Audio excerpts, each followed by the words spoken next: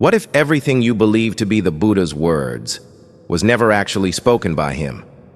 Imagine reading sacred scriptures only to realize they're echoes, not the original voice.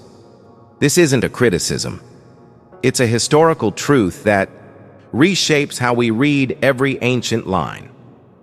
The Buddhist scriptures weren't penned by the Buddha himself. That's not a scandalous claim. It's simply a historical fact.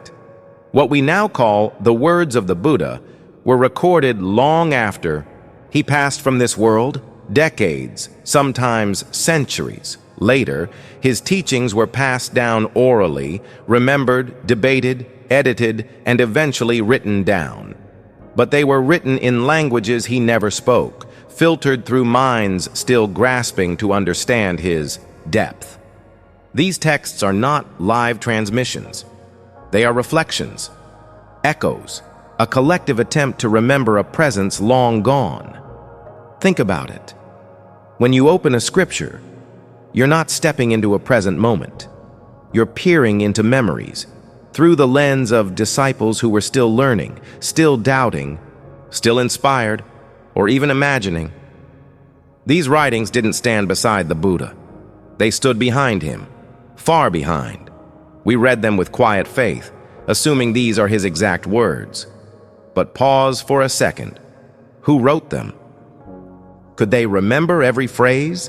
Were they influenced by reverence, by fear of misrepresenting the Dharma? Were they interpreting truths they had not yet fully embodied? And here lies the heart of the matter. No one can fully capture the state of someone who has transcended all language. A person who no longer thinks like we do, who doesn't speak to explain, but to awaken, who doesn't use words to lead you through ideas, but to dissolve ideas altogether. How do you script that? Can any written form, bound by grammar, structure, and logic, truly hold the essence of something meant to be wordless? Scripture, if misunderstood, becomes a statue. And humans in every era have always preferred worshiping statues, over-embracing the raw, unpredictable force of life. When the Buddha's words are placed on a pedestal, chanted like unshakable dogma, the greatest danger is not distortion, but stagnation. That's why we must face one humbling truth. The scriptures are not the Buddha.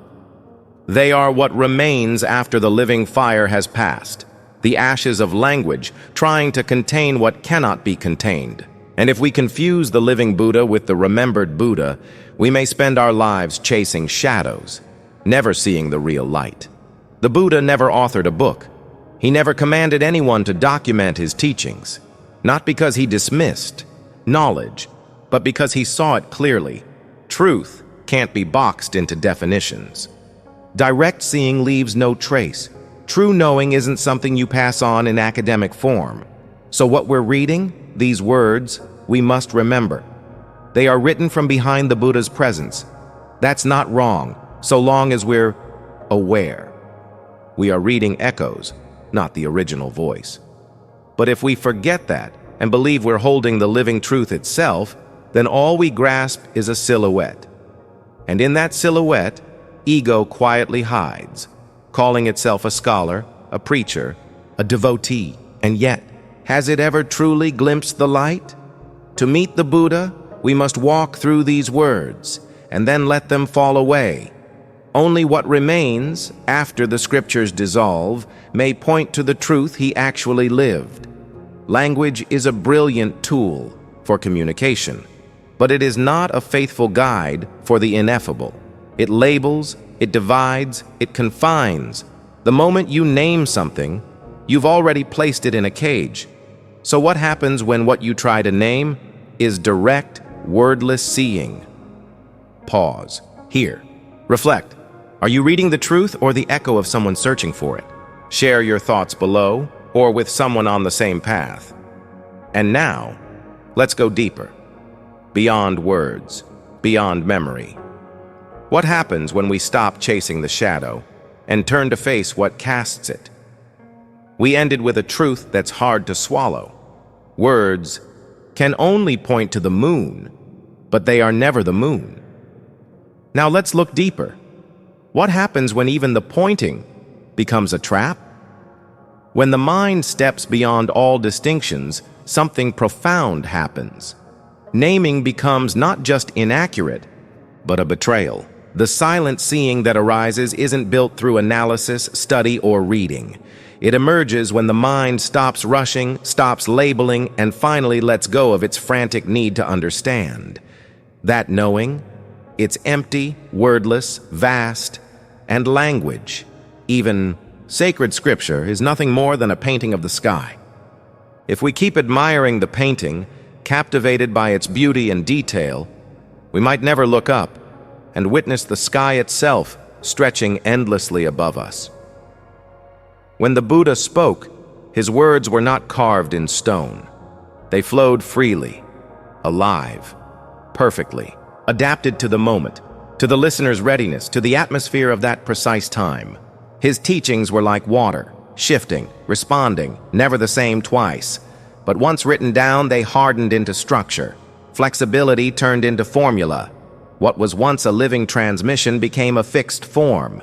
Many believe that understanding the words is understanding the Buddha. But the truth he pointed to was never in the words.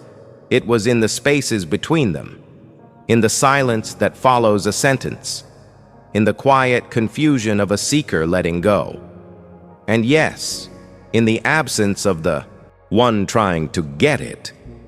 There's a vast difference between listening to grasp a meaning and listening to dissolve. Some people become masters of interpretation, but never once see the truth. To hear without the interference of thought, that's where the real encounter begins. Scriptures, if read with a grasping mind, become a prison. And this prison looks holy. It's dressed in reverence, in intellectual systems, in salvation narratives. It whispers, if you understand every layer, you'll awaken. But reality often moves the other way. Awakening begins the moment there's no one left trying to understand. Words are not the problem. Our attachment to them is. Once we elevate them to the status of ultimate truth, they begin to rule over us. A single word from the scriptures can give rise to endless interpretations, sparking debates that rage across generations. But none of those debates are the seeing itself. They come after it, far after. Sometimes the most beautiful teachings are also the most dangerous traps. The danger isn't in their meaning. It's in our assumption that the words are the truth. And the moment we cling to them as the destination, we build our own cage. We wander the hallways of doctrine, unlocking room after room of philosophy, climbing floors of layered commentary, never realizing that the exit lies in dropping all effort to explain.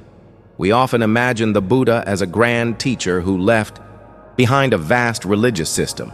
But look again, he didn't start a religion, he didn't offer dogma, he didn't create a church or proclaim a one true path.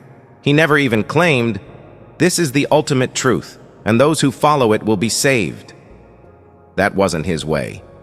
He didn't add anything to our minds. He dismantled. He peeled back layer after layer of what we cling to. Beliefs, identities, ideas of suffering, even the very notion of a Buddha. If you truly listen to his teachings, you'll notice. He doesn't lead you into new knowledge. He helps you take your foot out of the swamp. Each sentence isn't a new addition. It's a subtraction, a quiet removal of illusions. The Buddha didn't point to a fixed truth.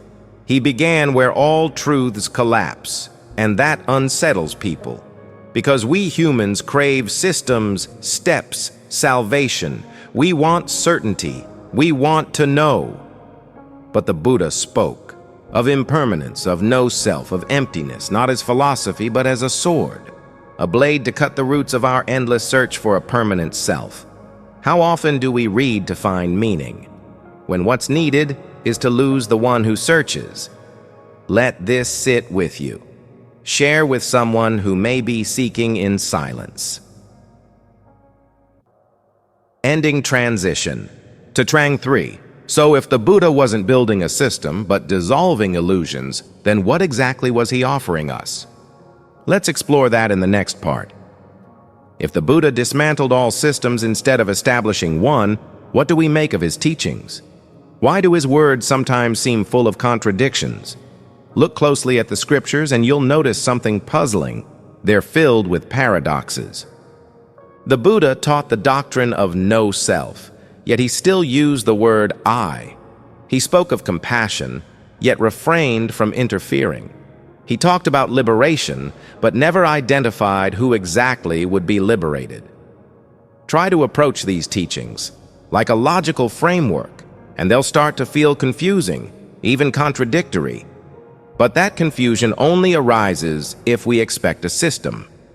When seen clearly, it becomes evident. The Buddha wasn't guiding us toward a destination. He was gently pointing us back to a place we had never truly left.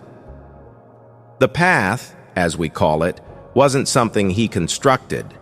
That's a name we gave it later. If we were to name what he truly embodied, it would be something closer to the total unraveling of the illusion that a path is even necessary. Because as long as there's a path, there's a traveler. As long as there's a method, there's someone who still needs to apply it. As long as there's a structure of realization, there's the idea that you aren't whole yet. But the Buddha's insight didn't live in this structure of becoming. His realization was the ending of all effort to become anything. Don't mistake his words for philosophy. They're not theories. They're the sound of walls crumbling. His teachings are not a blueprint for spiritual development. They're not psychological techniques, and they're certainly not performance-based tools for inner achievement. If you treat them like steps on a ladder to enlightenment, you may only reinforce the very self that believes it must climb. But the Buddha didn't teach to elevate egos. He didn't preach so people would convert to Buddhism. That idea came long after. While he was alive, he spoke only in response to suffering. And instead of offering escape routes, he did something radically different. He pointed to the illusion of the prison itself. He didn't say, "Here's how to break free." He said, "Look, there's no one actually trapped. What we call self, suffering, and life are merely projections cast by a mind that hasn't yet seen clearly." And that's why, if we're not careful, the scriptures can unintentionally reduce the Buddha to a thinker, a philosopher. But his presence was something far beyond thought. It was the silence that dissolved questions, a stillness so profound it made the seeker stop seeking. And when the seeking ends, there's no final answer. Only the stunning realization that nothing needs to be found. And perhaps what the Buddha left us most clearly is not in the words he spoke, but in the moments he said nothing at all. We have thousands of pages quoting his teachings, but not a single one records that moment when he met a suffering person's gaze and said nothing. No scripture captured the way he looked at a murderer who had just dropped his weapon. No scroll transmitted the stillness of his breath as he sat beneath a tree, simply watching the wind pass through the leaves. These moments went unwritten, not because they lacked meaning, but because they couldn't be wrapped in language. They remained intact precisely because they were never trapped in words. No one recorded them, not because they weren't powerful enough to remember, but because our minds weren't yet empty enough to recognize truth when it comes without words. We're conditioned to search for insight in teachings, doctrines, and ideas, but maybe, just maybe, the most piercing truths live outside the realm of language. A single footstep in the dirt, a quiet breath, a hand lightly resting on someone's shoulder, a presence that didn't carry a message, because it was the message. These things never became scripture, and that's exactly why they've never been misinterpreted. Truth, in its most alive form, leaves no mark behind. It needs no defenders, no quotations, no repetition. It flashes like lightning in the very moment when no one is trying to hold on. Have you ever felt a truth so deep it couldn't be said out loud? If so, you're not alone. Let that silence speak, and feel free to share your reflection. ending transition to Trang 4. So if the truest essence of the Buddha can't be captured in words, what does that mean for how we practice today? Let's step into that question. Next, if the most sacred moments were the ones no one recorded, then how do we truly meet the Buddha? Not in memory, not in scripture, but in presence. It's in those unnoticed spaces, when there's no one watching, no mind analyzing, no self-thinking it's learning something, that the essence of the Buddha quietly appears. What we call the Buddha isn't found in what people remembered about him. It's hidden in what could never be remembered in the first place, a brief presence among countless happenings, a pause between two breaths, a silence suspended between two spoken words, a stillness with no intention, quietly blooming between two simple actions. These empty spaces, that's where the doorway opens to the nameless, the ungraspable. Yet when we read the sutras, our attention gravitates toward the grand discourses, the eloquent dialogues, the poetic teachings. But whoever pauses to ask, what did the Buddha do in between? Where did he go when no one asked him a question? Where did he sit when the crowds had dispersed? And when he looked at a falling leaf, was that gaze any different than when he answered a profound philosophical riddle? And more importantly, did anyone write that down? No. No one captured those moments. Not because they lacked significance, but because they couldn't be framed in language. And maybe they were never meant to be. Because the truest seeing doesn't require confirmation. The most alive knowing doesn't need to be defined. In those silent moments, the Buddha was no longer a spiritual figure or revered teacher. He became simply life. Looking back at itself with no filter, no interference, we try to label those moments. We call them sacred, mystical, presence. But to him, they had no names. Because once all concepts fall away, what's left to be discovered isn't something new. It's what's always been there, waiting, covered over by too many words, too much effort, too much trying. If we truly wish to encounter the Buddha, perhaps we must stop trying to preserve every moment, stop systematizing each insight, stop turning everything into another spiritual lesson. Maybe what's needed is to live so completely that we leave no trace behind, because in that vanishing, something real can finally touch us, something no scripture has ever captured. After the Buddha passed, what his disciples preserved wasn't just his words. Over centuries, they compiled, categorized, edited, and layered the teachings. Gradually, a structured canon emerged, neatly organized, institutionally maintained, increasingly rigid. Alongside noble intentions came rules, doctrines, and even punishments for those who dared to question. What began as liberating guidance, spoken to break attachment, slowly transformed into a new object of attachment, and this time the attachment was to the very words that once pointed to freedom. That's the turning point we must recognize, when the sutras, instead of being open gates, become locked doors, when they no longer serve as bridges across delusion, but are turned into temples of ego, when seekers no longer read to dissolve ignorance, but to defend their position, to argue, to rise in spiritual ranks. And from that moment forward, Scripture took on a different role, not to liberate, but to validate power. The one who quoted it fluently was seen as wise. The one who taught with clarity was crowned as teacher.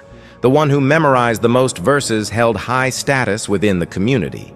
But what was actually growing wasn't direct insight. It was a subtle form of spiritual authority, built not on seeing, but on repetition. Have we mistaken mastery of words for the end of suffering? Reflect on this, and if it stirs something in you, let it be a seed. Share your thoughts, or simply sit with the silence it brings. And when the Dharma becomes something that can't be questioned, it begins to betray the very spirit of the Buddha himself. He once said, "Don't believe me blindly. Don't follow me without seeing." He urged his followers to experience for themselves, to verify truth through their own body and mind. But over time, those warnings were buried, hidden under layers of ritual, drowned beneath the steady rhythm of chanting, smothered by reverence, until no space was left for reflection. So what happens when a teaching meant to set us free begins to imprison? In the next part, we face that sobering truth and ask what it truly means to follow a pathless path.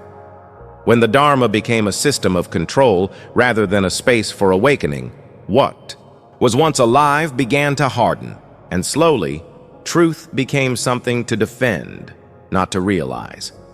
At some point, sacred teachings stopped pointing us inward and started policing us outwardly.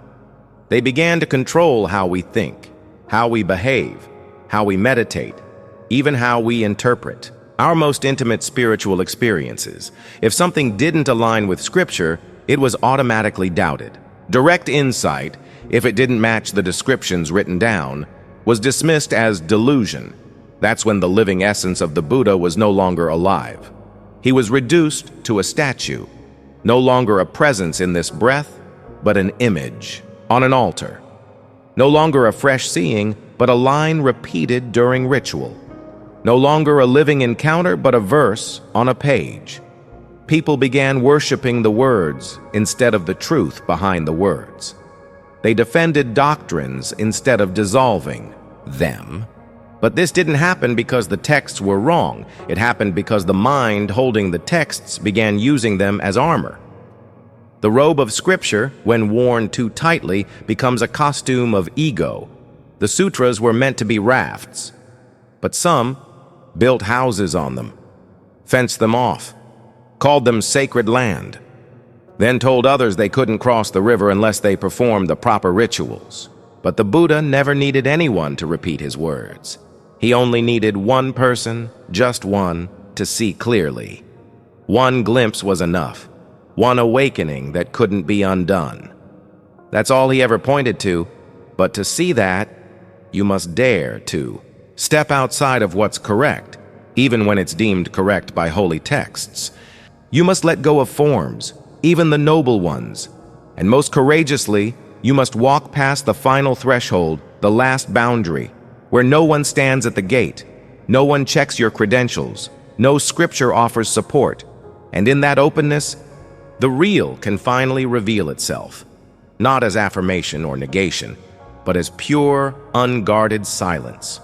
Ironically, the more elusive something is, the more we try to trap it. The more it resists being defined, the more we try to define it. And it was from this desire to preserve the ungraspable that the scriptures were born. But words, if clung to for too long, begin to die. They lose their breath, they stop pointing, and start enclosing. Awakening doesn't live in ink. It doesn't emerge from the number of books you've read, the hours of chanting you've completed, or the amount of lectures you've attended. Those may help. They may prepare the ground. But they are not the gate. They are bells, meant to awaken you. But they are not the awakening itself. Many CTA pause for a moment. Are you listening to the bell, or still asleep while it rings? If you mistake the bell for the awakening, you may never leave the dream of knowledge. Language holds immense power. One phrase, spoken at the right time, can shatter a lifetime of delusion. But that same language, if held too tightly, becomes the thickest glass separating us from what's real. Because no matter how sacred the text, it's still born of the mind. And ultimate seeing doesn't arise from thought. It arrives when the mind stops asking. There are those who read a verse and burst into tears, as if something beyond the words just reached through and touched them. And yet others reading that same verse feel bored, confused, unmoved. The difference doesn't lie in the sentence. It lies in the state of the heart. A mind that's empty will see right through the words. A mind that's full will only stack more layers on top. When the Buddha taught, he rarely gave definitions. He spoke in metaphors, in stories, in silence. Sometimes he said nothing at all, just smiled, because he knew if the listener's mind wasn't ready, even the most accurate answer couldn't pierce through the illusion of self. No matter how refined the teaching, it would bounce off the hardened shell of ego. Fear often arises when we stand before emptiness, and that fear intensifies when we realize the Buddha left nothing behind, not because he forgot, but because there was nothing to leave. What he lived, what he saw, cannot be passed on through speech. It can't be boxed into a system. It can't be encoded into rituals or teachings, and it was never meant to be permanent, because permanence itself is one of the most subtle illusions of all. Everything that arises must dissolve, even the things we call truth. What's real doesn't need to last, because what's truly real was never a thing to begin with. The ultimate truth the Buddha saw didn't appear in form, and so it could never decay. It didn't come into being, so it could never end. His greatness wasn't in leaving behind a method, a map, or a structure. His greatness was in the complete disappearance of seeking itself. No more movement forward, no more clinging to destinations, no more chasing after ideas of enlightenment. That kind of seeing isn't about gaining clarity. It's the vanishing of the one who thinks they need to see. It's the quiet crumbling of the seeker, the search, and the imagined arrival point. And that's why nothing, no temple, no sect, no manuscript can truly represent the Buddha. No organization holds his legacy. No system contains his realization, because what he pointed to cannot be held. What remains now are maps made by others after the one who pointed was long gone. But because he left no trace, we carry nothing. And when you realize there's nothing left to carry, nothing left to achieve, no final version of yourself to become, then and only then, you are exactly where he wanted you to be. No reference point, no blueprint, no you asking what liberation means, nothing to cling to. And that is freedom. You've now journeyed with Buddhism Echo through each part of this reflection, but not to gather more knowledge. Instead, to shed what you thought you knew, to pass through layer after layer of language, not to reach truth, but to discover it was never there to begin with. Not even in the words of the enlightened. That's why Buddhism Echo doesn't claim to hand you a belief system. It doesn't offer a final answer. It doesn't pretend to be a guiding light. All it can do, at best, is open a tiny fracture in the walls of thought, just wide enough for light to slip in. Even if only once. If you've seen something through this, let it live quietly in you. Let it breathe without needing to be named. And if you haven't seen anything, that's okay too. There's nothing here you're supposed to see, nothing to prove, nothing to achieve. Just notice what's already here, without reaching for more. This presence, this aliveness, has always been with you. It asks for no explanation. It needs no confirmation. It doesn't even need to be called Buddha. Thank you for walking with us, for listening with your heart, and for staying open in a world of constant movement. May you walk steadily, anchored in silence, even as the world spins around you. And now, let the final word be no word at all.